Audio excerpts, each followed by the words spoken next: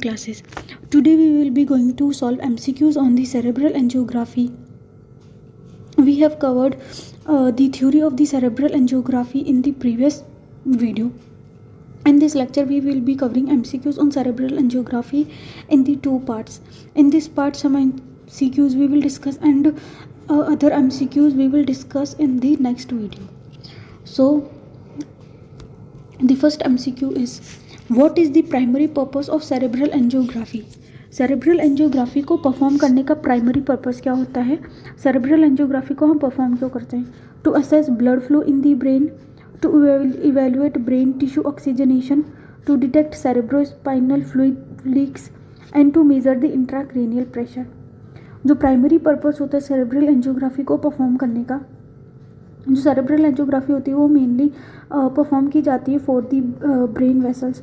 Brain vessels की evolution के लिए हम सेरेब्रल एंजियोग्राफी को परफॉर्म करते हैं.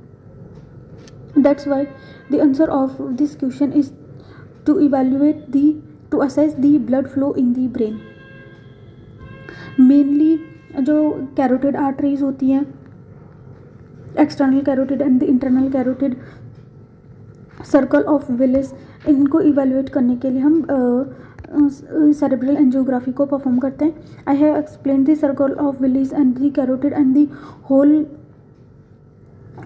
blood supply of the brain in detail in our cerebral angiography theory video.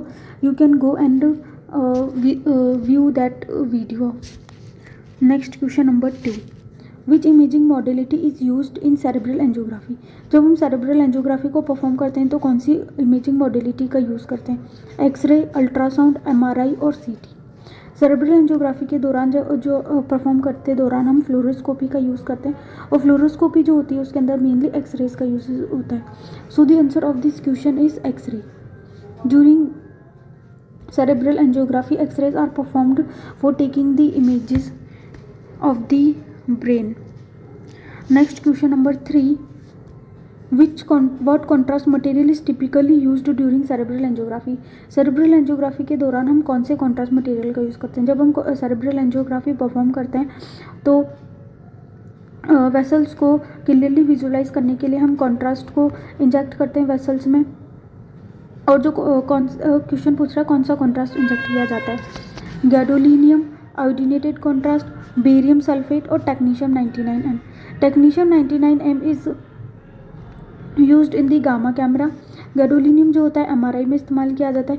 Gadolinium जो होता है इसका एटॉमिक नंबर 64 होता है. ये पैरामैग्नेटिक मटेरियल होता है और जो गैडोलिनियम होता है ये टॉक्सिक होता है. दैट्स वाई इसको चिलेटिंग एजेंट्स के साथ ऐड करके यूज़ किया जाता है, लाइक DTPA, BOPTA, इन सब के साथ इसको ऐड करके यूज़ किया जाता है. बेरियम सल्फेट जो होता है वो गैस्ट्रो इंटेस्टाइनल स्टडीज़ के लिए यूज़ किया जाता है. मेनली जो आयोडीनेटेड कॉन्ट्रास्ट होता है उसे यूज़ किया जाता है for the cerebral angiography. Cerebral angiography के लिए हम किसका यूज़ करते हैं? आयोडीनेटेड कॉन्ट्रास्ट का. Not only for the cerebral angiography, even for the other processes like the IVP, coronary angiography and all this processes iodinated contrast is used. Question number 4. Which artery is most commonly catheterize during cerebral angiography? Cerebral angiography के दौरान कौन सी artery होती है जिसको most commonly catheterise किया जाता है? Catheterization जो प्रोसेस होता है कॉन्ट्रास्ट को वेसल्स में इंजेक्ट करने के लिए यूज़ किया जाता है. जो प्रोसेस होता है जो हम यूज़ करते हैं वो होती है सेल्डिंगर टेक्निक के. सेल्डिंगर टेक्निक को यूज़ करके जो है कॉन्ट्रास्ट कैथेटराइजेशन परफॉर्म किया जाता है. कौन सी कॉमनली आर्टरी होती है जिसके थ्रू हम कैथेटराइज करते हैं? Femoral artery, radial artery, brachial artery और कैरोटिड आर्टरी.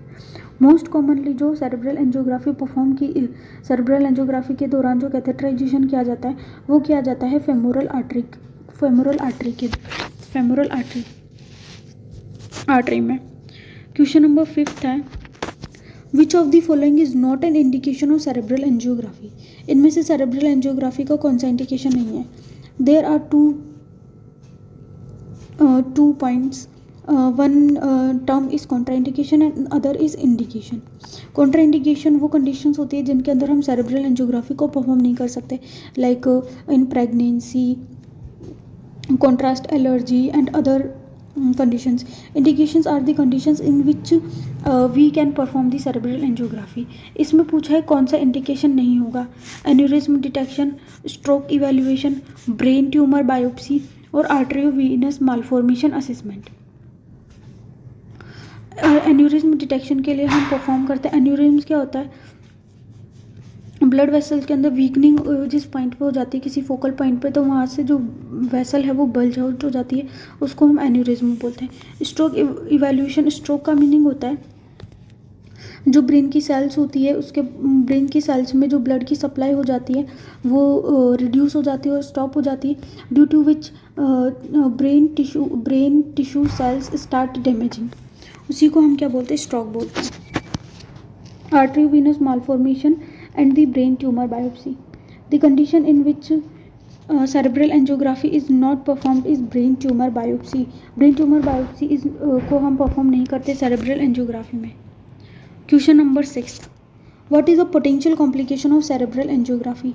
Cerebral angiography का potential complication क्या होगा?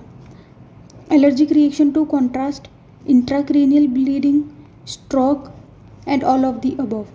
जो potential complication होगा सेरेब्रल एंजियोग्राफी का, एलर्जी हो सकती है कॉन्ट्रास्ट से. इसके अंदर हम आयोडीनेटेड कॉन्ट्रास्ट मीडिया का यूज़ करते हैं जिसकी वजह से पेशेंट को एलर्जी हो सकती है. इंट्राक्रेनियल ब्लीडिंग हो सकती है due to the guide wire और कैथेटर, क्योंकि जो वॉल जो होती है वेसल की उसके डैमेज होने की वजह से. स्ट्रोक हो सकता है पेशेंट को. So these all are the potential complications of cerebral angiography. So the answer of this question is D, all of the above. Next question number 7. Which phase of cerebral angiography involves imaging the venous system? Cerebral angiography की किस phase में हम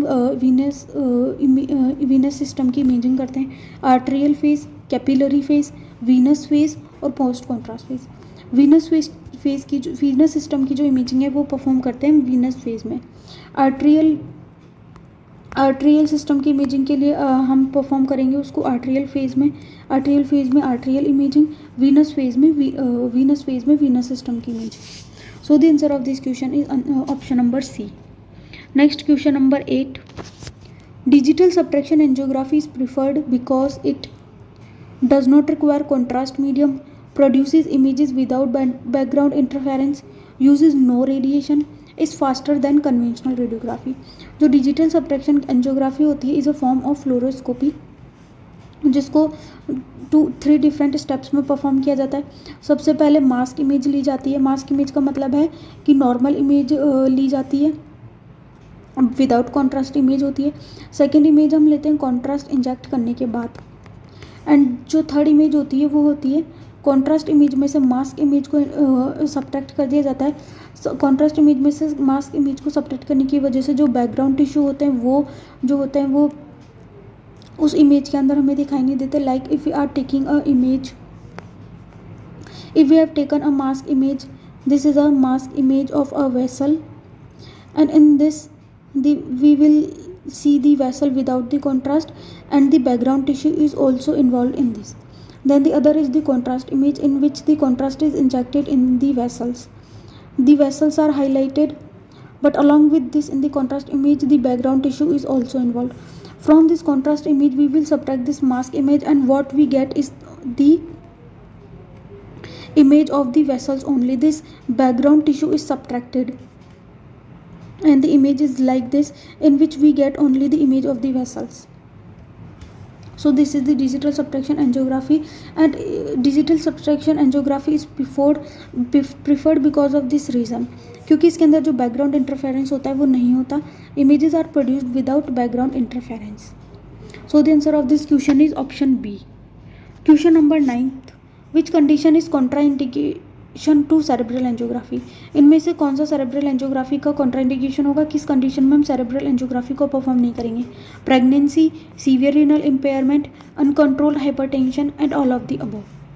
pregnancy के case में हम cerebral angiography को perform नहीं करेंगे क्योंकि during the cerebral angiography x-rays का यूज़ किया जाता है एंड जो प्रेगनेंसी के दौरान जो फीटस है उसके लिए जो एक्सरेज है वो हार्मफुल हो सकती है, that's why we will not perform during the pregnancy. Severe renal impairment में इसलिए हम परफॉर्म नहीं करेंगे क्योंकि during the angiography iodinated contrast media are given and these iodinated contrast media excreted through the kidney.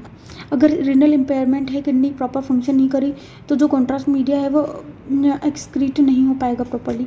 Uncontrol hypertension के case में भी हम सेरेब्रल एंजियोग्राफी को परफॉर्म नहीं करेंगे। So all these are the contraindication of the cerebral angiography. So the answer of this question is all of the above, option number D. The last question of this video is how long should a patient typically remain under observation after cerebral angiography? 30 minutes, 2 to 4 hours, 6 to 8 hours और 24 hours। कितनी देर तक typically under observation रखा जाता है cerebral angiography perform करने के बाद patient को? तो वह है 2 to 4 hours। So these are the question of this video. Thank you for watching. Subscribe if you like the video and